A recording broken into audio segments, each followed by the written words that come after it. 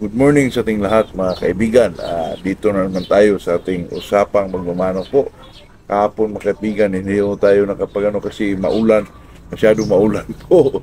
At saka mga kaibigan, nagpasabay tayo na kuha tayo ng Golden Boy sa raid po mga kaibigan.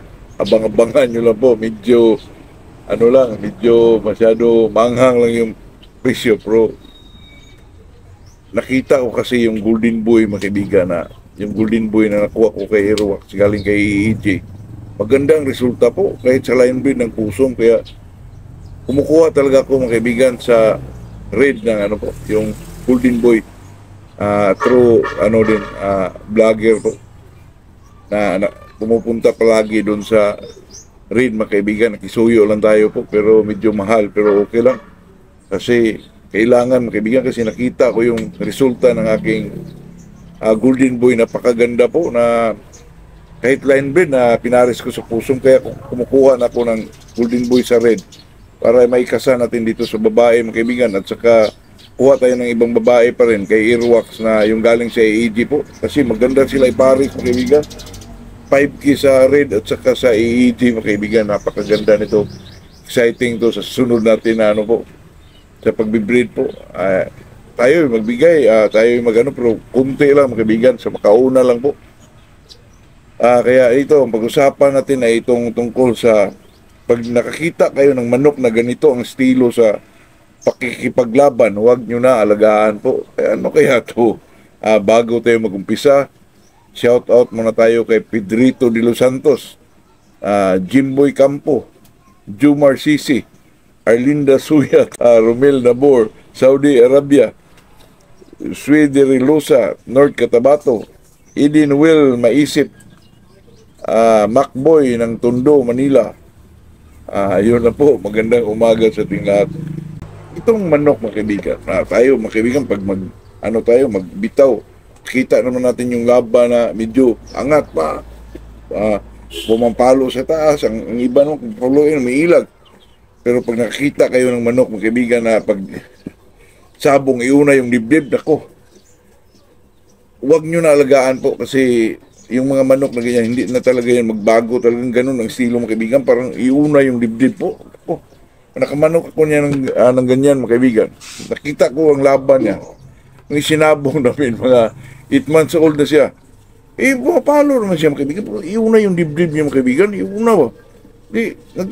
Pinaanuhan ko lang kasi bata pa eh. Kadasabong niya mga kaibigan, talagang ganun pinakita po. Naku, nagproblema ako pinaano ko mga kaibigan na pinalampas ko muna ng 1 buwan, 2 buwan, baka mag-iba yung kasi ang mga manok naman mga kaibigan, pag nakitaan mo 6 months old, 7 months old, talagang kung may mga palo, ando na yun. Pero yung estilo ng laban mga kaibigan, mag-iba pa yun kasi batang bata pa eh. Ang iba nga, 11 months, 13 months, putin, ganun pa rin awat, pero pagdating nila makalukon silang kaibigan, super ang galing. Totoo yan, may mga manok na ganyan po, ilang beses ko nang na anuhan yung matagal po maglaban. Nako, doon ka makita mga kaibigan na magagaling at saka talagang matapang po pag sila'y naglaban na, talagang matapang talaga mga kaibigan. Kaya itong manok na ganyan, ito na dati kong hinawakan na iuna yung dibdib mga kaibigan pag isabong mo. Pinalampas ko muna ng 2 buwan po kasi alam mo na, mag-iba eh. Yung medyo may edad na yung manok, mag-iba yung away niya, yung estilo, may timing na. Pero pagdating niya ng 11 months old, mga kaibigan, pagsabong mo, ganun pa rin mga kaibigan, iuna yung dibdib, tapos mapalo naman siya, pero sa first, mga kaibigan, magsalta siya, pero iuna yung dibdib niya. Hindi ko lang alam kung ang kasi yung manok na yun, nabili ko yung kaibigan, kasi nakita ko, nabili ko siya 5 months old, nakita ko mga kapatid, ang ganda, magpaluan, pati siya, mapalo na rin. Pero pagdating ng 8 months old, sinabong ko mga kaibigan, iuna yung dibdib. Kaya pinalagpas ko lang yun. Pagdating ng 11 months mga kaibigan, ganun pa rin po. At saka hindi lang isang bisis akong mga kaibigan, nakahawak ng ganyang manok. Mayroong isa pa na ganun na talaga ang away niya. Yung sa nag-breed ako ba mga kaibigan na yung mga, hindi ko alam yung mga bloodline na dati pa po. May nakitaan ako sa isang kapatid mga kaibigan, ganun din. Iuna din yung dibdib po. Palo naman siya, pero talagang sa umpisa, magsalta siya, parang iuna yung dito mga kaibigan. Kaya pinabayaan ko lang. Medyo nagbago po. Kinakahi ko, binabangga, nagbago mga kaibigan. Pero makita mo, sa pakipaglaban niya, talagang iuna yung dibdib pa rin mga kaibigan. Kung paano siya, iuna yung dibdib. Kaya nakahawak ako nito mga kaibigan, mga 3 manok siguro. Pero yung mga dalawang hawak ko, pag pangatlo, nakita kong gano'n, hindi ko na inalagaan mga kaibigan, binigay ko na po. Kung naka-experience kayo niyan mga kaibigan, kahit anong gawin niyo po, kahit i-box nyo, kahit ibangga nyo, talagang hindi mag-iba po. Yun na talaga yung dibdib mga kaibigan. Kaya kung yun ang i-breed mo, nako, baka lahat ng offspring, ganun ang estilo sa away po. Nako, pag makahawa kayo niyan, bata pa, huwag niyo ituloy, huwag niyo nang alagaan mga kaibigan. Hindi talaga may ibang estilo na yan. Hindi lang natin alam. Pero sa akin, sa nawakan ko po, talagang sa pangatlong bisis, hindi ko na inalagaan. Binigay ko na mga kaibigan kasi yung mga manok na ganyan, kahit para silang magbago sa ano, pero lumalabas pa rin yung lalo na mga kaibigan siguro pag magkondisyon mo, mag-pick isang manok, baka lumalabas yung, kasi yun ang natural niya, iuna yung dibdib mga kaibigan. Kaya pag makakita ka ng ganito, huwag mo nang alagaan po. Ay, marami naman tayong manok makikita mga kaibigan. Itong mga ganitong manok po, hindi magbago ang estilo mga kaibigan, totoo yan. Basta may makita kong manok na ganyan, lang ibigay ko po. Kasi kahit anong gawin niyo po, kahit ibangga nyo, anong gawin mo sa kanya para magbago siya. Hindi pa, kahit ipabugbog mo pa yan mga kaibigan, lumalabas at lumalabas talaga yung estilo na ganyan po. Kaya ako, pag may nakakita ko ng manok ko dito sa loob na ganyan ang estilo, ibigay ko na po. Kahit pa magbago pa yan doon sa binigyan ko mga kaibigan.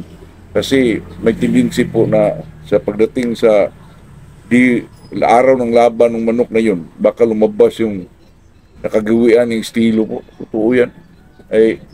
Siyempre, iuna yung dibdib mga kaibigan. Talagang parang magpapalo mga kaibigan. Totoo yan. Comment kayo kung nakamanok din kayo ng ganyan po. Talagang hindi na ako magbago yung estilo na ganun.